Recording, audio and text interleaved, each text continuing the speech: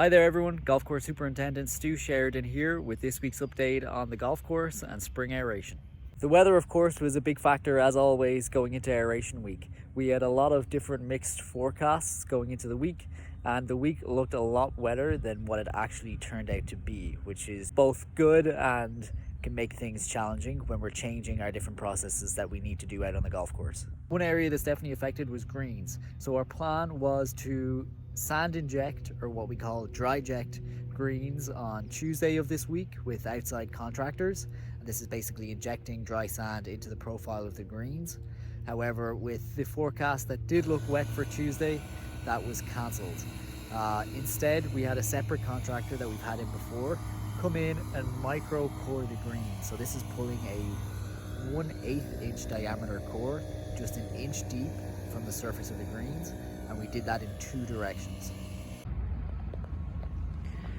Here on number 5 green we can see the result of the micro tines, and we went two directions, overall affecting about 4% of the greens. So with the mini or micro coring that we did on greens, we really attacked that top inch of the greens profile to remove that organic material.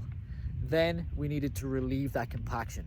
So what we did is we put down a good rate of sand on the greens after the micro coring, and we aerated the greens with solid tines. So not quite our needle tines that we go out with during the season, but slightly wider or bigger diameter needle tines to again relieve that compaction, open up those channels for air and for sand and for gas exchange as well. So again, with greens here, we've achieved our goals of removing organic matter, especially in that top layer, and also relieving compaction.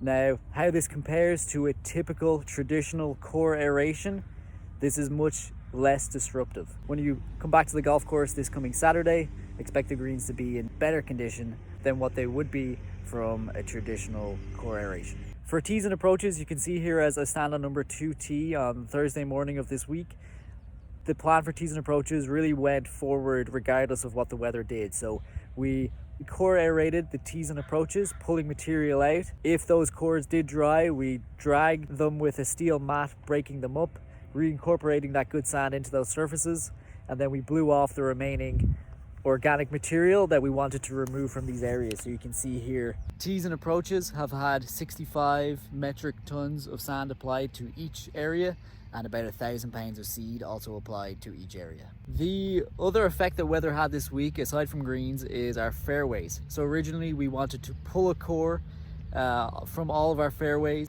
However, we need dry weather, or ideally need dry weather to do that, as those cores then need to be dragged, like on our tee boxes and approaches, broken up, good sand reincorporated into the area, and then the remaining thatch or organic material blown off into the rough. So what we chose to do this week instead was, with the mixed forecast that we saw, we did go ahead and core aerated the wettest part of the fairways and or the landing zones. We picked about 30 to 40% of our fairway area that we wanted to tackle with pulling a core.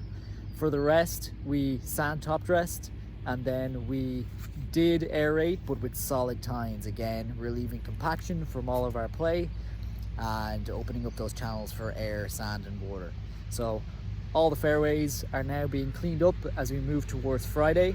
You can see behind me we're putting the finishing touches on number 1 fairway right now, and that's brushing in the sand that was put down, and it will be mown today as well. The extended maintenance mornings in April and the additional day this week for aeration has been critical to allow us to do what we've needed to do. So among those things are the core aeration of our high traffic areas, our tee surrounds and our green surrounds, getting them cleaned up and getting seed into those areas, and then also completing our insecticide application. So over those extended maintenance mornings and the extra day this week, we've been able to do all of that safely around our staff and complete all of that really important work.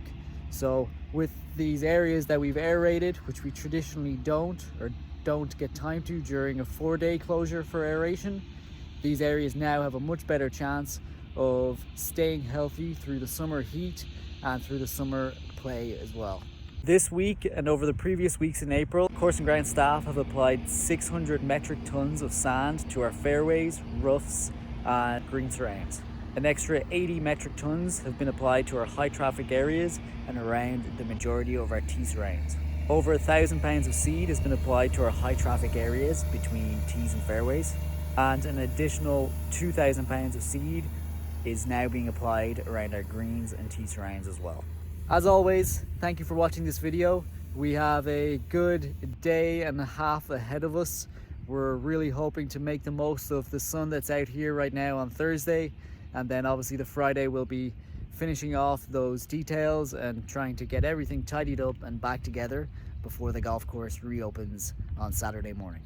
Thank you.